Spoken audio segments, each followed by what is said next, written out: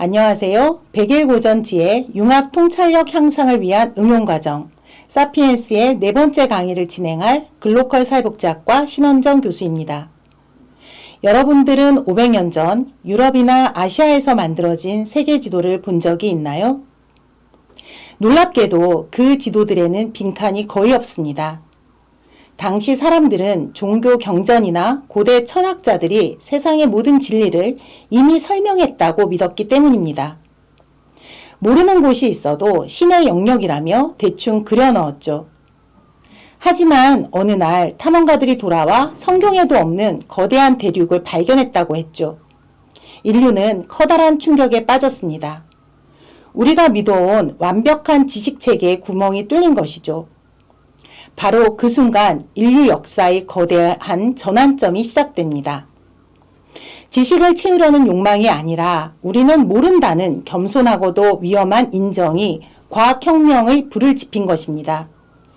오늘 우리는 이 무지의 발견이 어떻게 인류를 신의 반열에 올렸는지 살펴보도록 하겠습니다. 백일고전지의 융합 통찰력 향상을 위한 응용과정 사피엔스 네 번째 시간 시작하도록 하겠습니다. 이번 차시에는 과학혁명, 무지를 인정하는 순간 시작된 거대한 전환에 대해서 살펴볼 텐데요. 이를 위해 유발 하라리 교수의 사피엔스와 마크 트웨인의 소설 허클베리 핀의 모험을 연결해서 살펴보도록 하겠습니다. 그를 위한 학습 목차는 다음과 같은데요. 첫 번째는 우리는 무엇을 모르는가? 두 번째로는 이그노라무스와 여백이 있는 지도. 세 번째는 허클베리 핀, 사회적 정답을 의심하다. 네 번째로 뗏목과 연구실, 그리고 거대한 전환. 다섯 번째로 무지의 인정이 만든 문명의 대도약. 여섯 번째로 우리의 삶의 비어있는 지도를 위하여. 일곱 번째로는 허구의 장벽을 부수는 인간의 양심. 여덟 번째로 종합 정리를 해보도록 하겠습니다. 오늘 강의 시작은 아주 오래된 세계 지도 한 장으로 시작해 보려고 합니다. 15세기 이전 중세 유럽에서 그려진 지도들을 보면요. 아주 기묘한 공통점이 하나 있는데요. 지도 전체가 아주 빽빽하게 그림과 글씨로 채워져 있다는 점입니다. 아시아, 유럽, 아프리카가 정교하지는 않지만 꽉 들어차 있고 남는 공간에도 신화 속 괴물이나 천사들의 그림이 그려져 있죠. 당시 사람들에게 이 지도는 완벽한 세상이었습니다. 그들은 성경에 혹은 고대 현인들의 말씀에 세상의 모든 진리가 이미 담겨 있다라고 믿었죠. 만약 지도에 없는 곳이 있다면 그건 인간이 알 필요가 없는 신의 영역이었습니다. 즉, 과거의 인류는 우리는 세상의 모든 중요한 것을 이미 다 알고 있다는 패러다임 속에서 살아왔죠. 그런데 15세기, 16세기의 어느 날 인류 역사상 가장 위험하고도 위대한 단어 하나가 전 세계를 뒤흔듭니다. 바로 우리는 모른다 라는 선언이었습니다. 유발 하라리는 인류가 무지를 공식적으로 인정하는 순간 수만 년 동안 정체되어 있던 사피엔스의 운명이 완전히 뒤바뀌었다고 말합니다. 이것이 바로 과학혁명의 시작이었습니다. 오늘날 인류가 어떻게 자신의 무지를 발견했고 그 발견이 어떻게 현대 세계를 창조했는지 그리고 이 거대한 전환이 오늘을 사는 우리에게 어떤 질문을 던지는지 함께 나누어 보고자 합니다. 두 번째로 이그노라무스와 여백이 있는 지도인데요.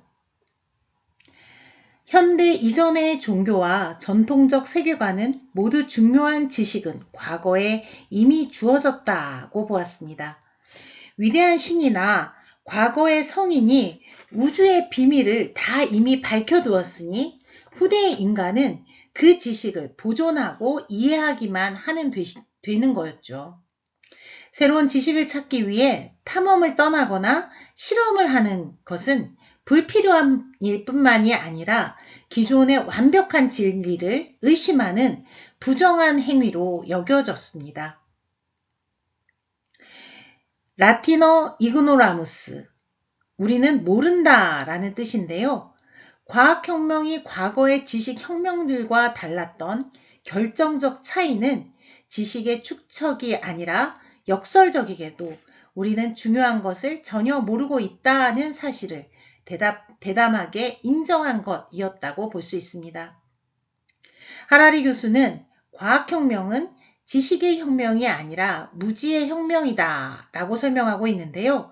인류는 스스로가 무지하다라는 것을 깨닫자마자 새로운 지식을 찾아 나설 강력한 동기와 에너지를 얻게 되었다라고 보고 있습니다. 1492년 크리스토퍼 콜럼버스가 대서양을 건너서 새로운 대륙을 발견했을 때 유럽 지식인 사회는 거대한 충격에 빠지게 되는데요. 고대 그리스 학자들도 성경의 저자들도 아메리카라는 거대한 대륙의 존재를 전혀 몰랐습니다. 그들이 믿어온 완벽한 지식에 구멍이 뚫린 순간이었죠. 이후 유럽에서 제작된 세계 지도에는 인류 역사상 처음으로 비어있는 공간이 등장하기 시작합니다.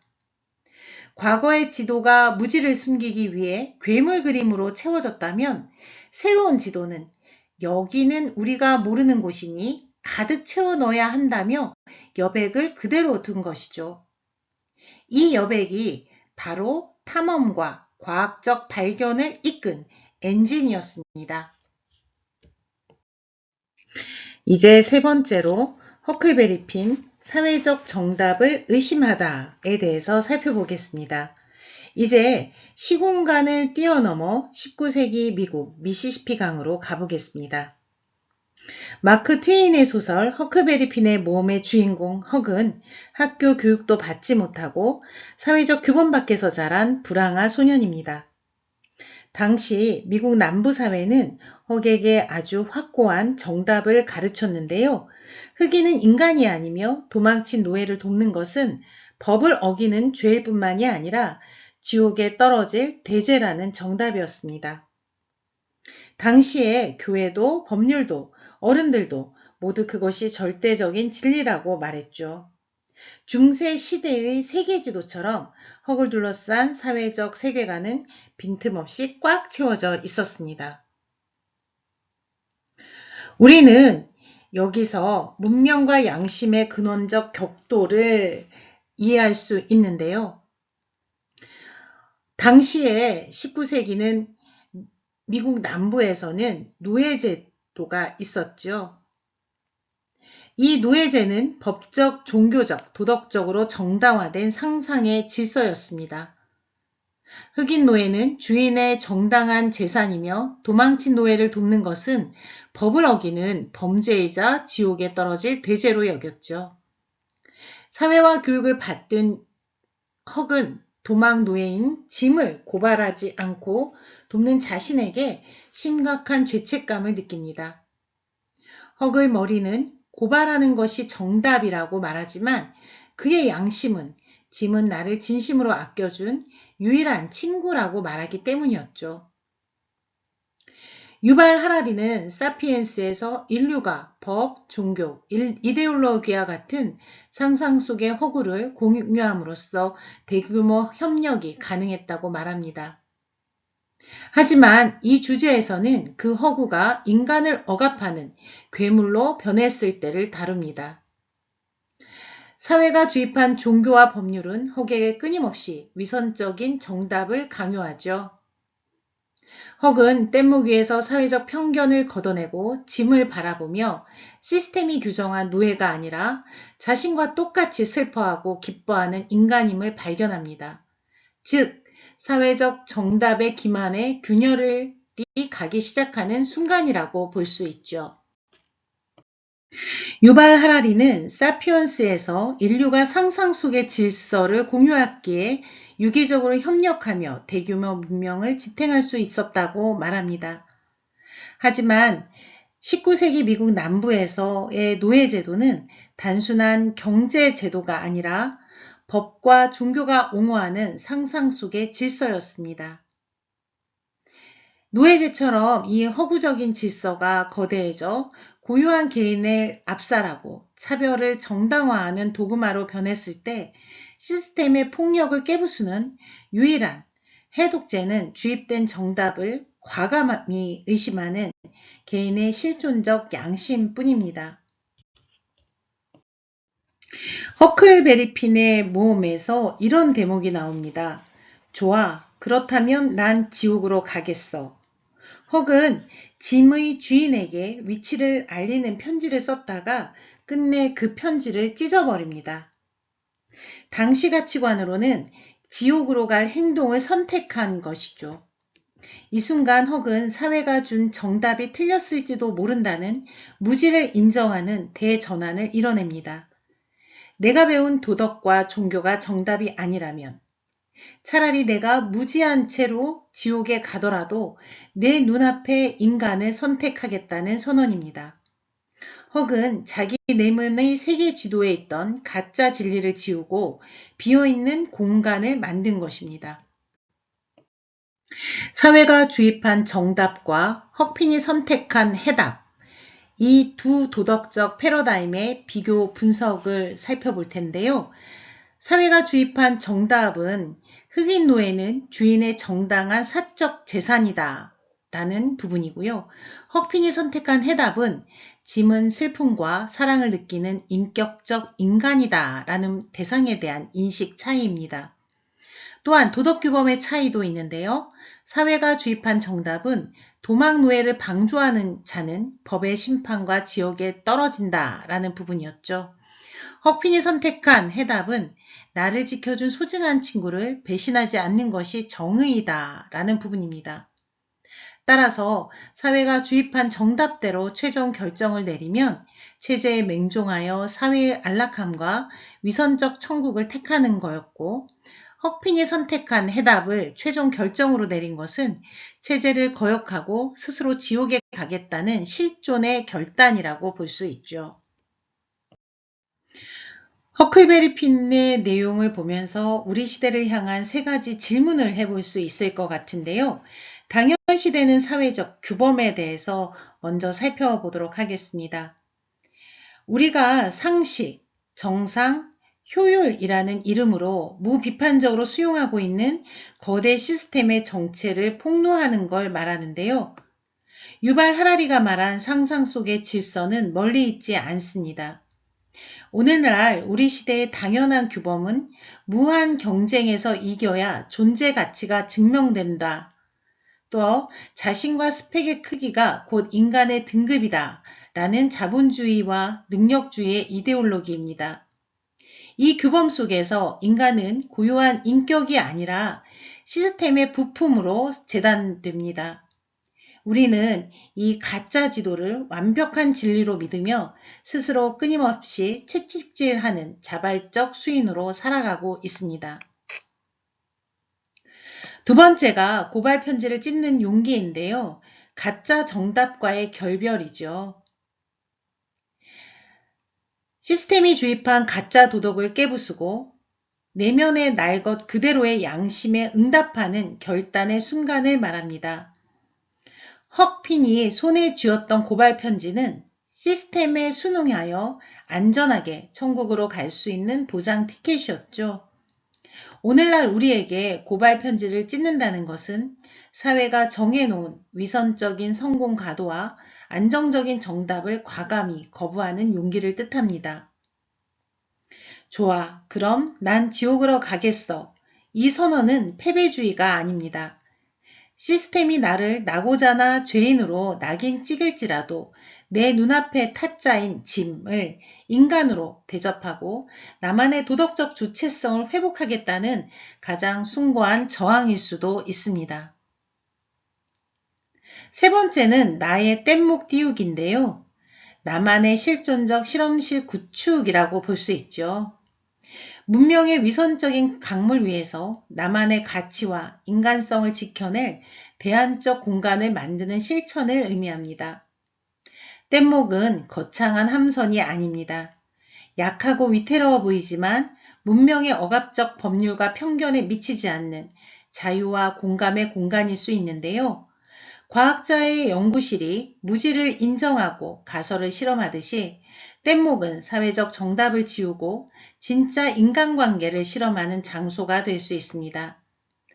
나의 뗏목을 띄운다는 것은 타인의 시선과 거대 시스템의 속도에서 잠시 내려와 생명 대 생명으로 연대할 수 있는 나만의 작은 공동체, 나만의 사유시간, 나만의 대안적 삶의 방식을 시작하겠다는 선언이기도 합니다.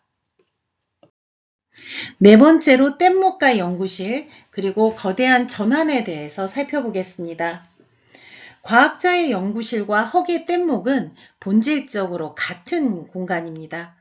둘 다 기존의 맹목적인 믿음을 거부하고 내가 틀렸을 수도 있다는 무지의 바탕 위에서 새로운 진리를 찾아 나선 곳이기 때문에 그러한데요. 사피엔스가 무지를 인정하자마자 통계학, 물리학, 천문학이라는 새로운 도구로 세상을 채워넣었듯이 허클베리피는 기존의 가짜 도덕을 버림으로써 우정, 인간의 평등이라는 진짜 가치로 자신의 삶을 채워넣었습니다. 무지를 인정하는 것은 퇴보가 아니라 새로운 세계를 창조하기 위한 유일한 전제 조건일 수 있죠. 연구실의 뗏목의 대조와 동질성에 대해서 앞에 비교범주 나와 있습니다. 함께 보자면 연구실에서는 교회의 종교 교리 및 아리스토텔레스의 자연 철학에 대한 부정과 의심에서 시작을 하죠. 그러면서 경전에 기재된 전통적 가르침을 신뢰할 수 없다며 무지를 선언합니다. 따라서 만원경이나 프리즘, 수학공식, 정량적 측정과 같은 인식의 도구를 활용해서 우주적 지식의 대팽창 및 근대기술 패러다임이 도래할 수 있었죠. 뗏목은 미국 남부의 위선적 기독교 도덕과 합법적 노예제에 대한 부정과 의심을 출발하게 합니다. 사회가 가르쳐준 착한 일이 사실 틀렸다라고 보고 무지의 선언을 하게 되는데요. 미시시피강의 거친 바람, 흔들리는 뗏목, 실존적 우정이 인식의 도구가 되지요. 그러한 혁명의 결과 인간 주체성의 확보 및 가식 없는 보편적 휴머니즘이 성립되었습니다. 다섯 번째로 무지의 인정이 만든 문명의 대도약입니다. 무지 선언 이후 인류 지식의 폭발이 있어 왔는데요. 아그노라무스 고백 이후 지식을 보존하는 시대를 지나 기하급수적으로 팽창한 인류 지식의 발달 곡선이 앞에서처럼 지시되고 있습니다. 다섯 번째로 무지의 인정이 만든 문명의 대도약에 대해서 살펴볼 텐데요. 콜럼버스가 지도를 찢어버렸던 해는 한 개인이 기존 가설이 송두리째 파괴당하는 순간이었을 수 있습니다. 지도의 여백은 즉시 호기심을 발산시켰죠. 헉핀 역시 종교와 관습이 가르친 기성의 규칙들을 비워내며 가장 정의로운 빈 도화지를 장만할 수 있었고 그렇게 참된 휴머니즘이 태동했습니다. 무지의 인정이 만든 문명의 대도약을 위해서 지식과 성찰을 채워나가는 여정이 필요한데요. 그 첫 번째가 철저한 눈앞의 관찰입니다. 진리를 하늘이 아닌 눈앞의 현실에서 찾는다라는 건데요. 우리가 이전에는 가뭄이 들면 기도를 하거나 경전을 읽었습니다. 정답이 책과 하늘에 있다고 믿었기 때문인데요. 하지만 무지를 인정한 과학자들은 눈앞의 자연을 관찰하기 시작했죠. 갈릴레오 갈릴레이는 만안경으로 밤하늘을 관찰하면서 천동설이라는 오랜 정답이 틀렸음을 증명했고요. 안드레이스 베살리우스는 교회의 금기를 깨고 인체를 직접 해부하며 과거의 의학 서적들이 틀렸음을 밝혀냈습니다. 내가 틀릴 수 있다는 의심이 관찰과 실험이라는 현대 과학의 도구를 낳은 것이라고 볼 수 있죠. 두 번째 단계는 사회적 정답 지우기입니다. 지식과 성찰을 채우기 위해서는 역설적으로 우리 내면에 빽빽하게 채우고 있는 가짜 정답들을 과감하게 지워내는 그런 작업이 필요한데요. 유발 하라리 교수가 경고했듯 우리는 문명이 주입한 상상 속의 질서를 절대적인 진리로 믿고 살아갑니다. 이 가짜 정답들을 의심하지 않으면 우리는 시스템의 부품으로 머물 수 있죠. 헉핀이 사회적 규범이 담긴 고발 편지를 찢어 버렸듯이 우리 역시 세상이 가르쳐준 위선적인 도덕과 성공의 공식을 지워야만 할 수 있습니다. 기존의 지도를 지워야만 나만의 진짜 항해를 시작할 수 있기 때문에 그러하죠. 마지막 세 번째는 무지의 여백 즐기기입니다. 빈 도화지를 지닌 겸손한 힘인데요. 가짜 정답을 지우고 철저히 관찰하다 보면 필연적으로 나는 아무것도 모른다는 실존적 공백을 마주하게 되죠. 이 여백은 두려워해야 할 불안의 공간이 아니라 기꺼이 즐겨야 할 가능성의 공간입니다.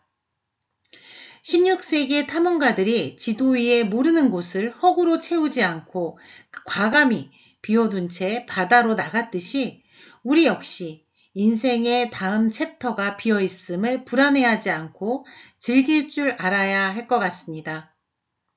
빈 도화지를 지릴 줄 아는 겸손함이야말로 과학혁명을 가동한 엔진이자 개인이 정신적으로 성장할 수 있는 유일한 통로가 되죠.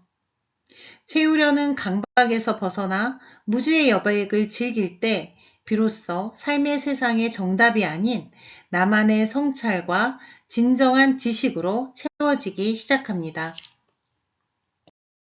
여섯 번째로 우리의 삶에 비어있는 지도를 위하여 라는 부분을 살펴볼 텐데요. 이번 시간에 우리는 유발 하라리 교수가 말한 과학혁명의 위대한 출발점인 무지의 인정과 마크 트웨인이 창조한 소년 헉핀의 도덕적 대전환을 연결해 보았습니다. 우리는 지금 아주 빠르게 변하는 시대에 살고 있죠.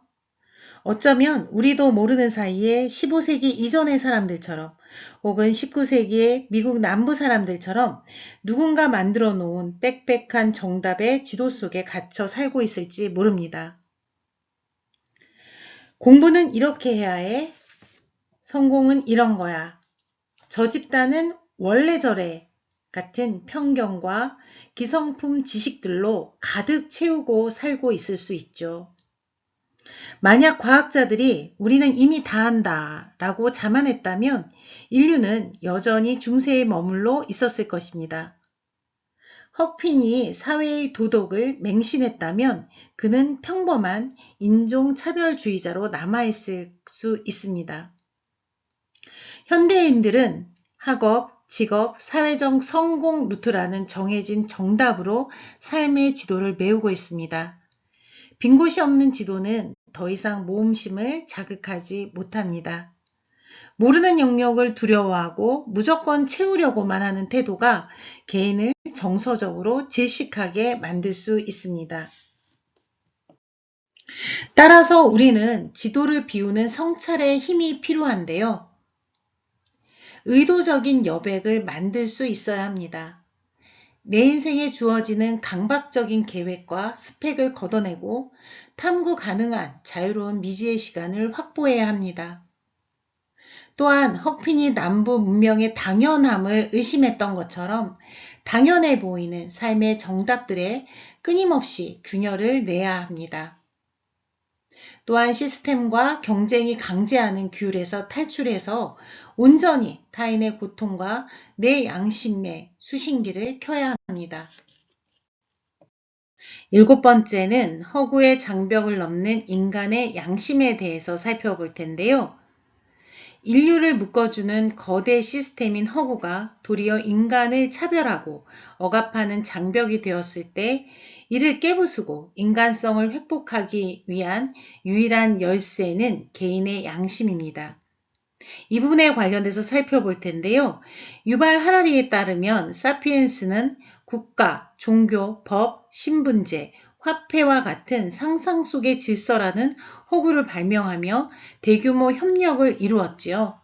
하지만 이 허구는 시간이 흐르면 기득권과 결탁하여 공고한 장벽으로 변합니다. 19세기 미국 남부의 노예제는 단순한 폭력이 아니라 법률과 종교적 교리로 빽빽하게 무장한 허구적 장벽이었습니다. 백인들은 이 장벽 안에서 흑인은 하나님의 저주를 받은 인종이며 주인의 정당한 재산이라는 허구를 완벽한 사회적 정답으로 믿었죠. 허구적 장벽이 세워지면 시스템은 구체적인 인간을 보지 못하게 만듭니다. 사람을 오직 장부상의 재산, 노예 혹은 오늘날의 학벌, 연봉, 생산성이라는 추상적인 라벨로만 재단하는 맹목성에 빠지게 만듭니다. 양심은 문명이 교육하거나 주입한 세련된 도덕적 교과서가 아닙니다. 그것은 이데올로기라는 색안경을 벗어던졌을 때 솟아나는 생명 대 생명으로서의 날것의 공감 능력이자 타짜의 고통에 응답하려는 실존적 성찰입니다. 허피는 문명의 장벽 안에서 짐을 도망친 노예로 보았습니다. 하지만 문명의 법과 종교가 미치지 않는 대안적 공간인 뗏목 위에서 짐을 있는 그대로 철저히 관찰하기 시작하죠. 시스템은 짐이 노예라고 말했지만 헉의 눈앞에 있는 짐은 자식이 보고 싶어 밤새 눈물을 흘리고 추워하는 헉에게 자신의 외투를 덮어주는 완전한 인간이었습니다. 시스템이 세운 허구의 장벽이 개인의 정직한 관찰과 양심 앞에서 맥없이 무너져 내리는 순간이 아니었을까요? 마지막으로 이번 차시의 내용을 종합 정리해보면 세 가지로 요약해 볼 수 있겠습니다. 그 첫 번째가 무지의 인정인데요. 사피엔스의 과학혁명과 헉핀의 도덕적 자각은 모두 기존의 정답을 모른다라는 정직한 고백에서 출발하게 되지요. 결국 이러한 우리의 무지의 인정은 문면적, 실존적 대도약을 이루게 합니다. 두 번째는 여백과 대안 공간인데요. 모르는 이미지의 영역을 가짜 정답으로 빼곡히 채우지 않고 여백을 있는 그대로 비워두었듯이 연구실과 뗏목은 기성의 규범을 벗어나서 참된 가치를 실험하는 공간이 됩니다. 세 번째는 인간의 양심일 텐데요. 제도와 이념 등 거대한 상상의 허구가 개인을 억압할 때 시스템의 한계를 뚫고 타인의 고통을 온전히 공감하도록 만드는 최종 보루는 오직 인간의 양심이라는 거죠. 과학혁명은 우리에게 전례 없는 힘을 주었습니다. 우리는 이제 원자를 쪼개고 유전자를 편집하며 지구 너머의 행성을 탐사합니다. 과거의 신들이나 할 법한 일들을 우리 사피엔스가 해내고 있는 것이죠. 무지를 인정함으로써 얻은 이 강력한 힘은 우리를 지구의 절대적인 지배자로 만들었습니다. 그러나 역설적이게도 우리는 여전히 가장 중요한 것을 모릅니다. 우리는 어떻게 강력해지는지는 알아냈지만 그 힘으로 무엇을 해야 행복해지는지는 아직 잘 모릅니다. 유전자 가위로 생명을 설계하고 AI로 지능을 창조하는 시대. 우리는 스스로에게 물어야 합니다. 목적지도 모른 채 전속력으로 질주하는 이 무책임한 신들의 종착역은 어디일까요? 500년 전 무지의 인정이 과학을 낳았다면 오늘날 우리에게 필요한 것은 그 힘을 다스릴 줄 아는 지혜의 인정일지도 모릅니다. 여러분은 이 거대한 힘을 어디로 이끌고 싶으신지요? 이상으로 백일고전지의 융합 통찰력 향상을 위한 응용과정, 과학혁명 무지를 인정하는 순간 시작된 거대한 전환, 사피엔스 네 번째 강의를 마치겠습니다. 감사합니다.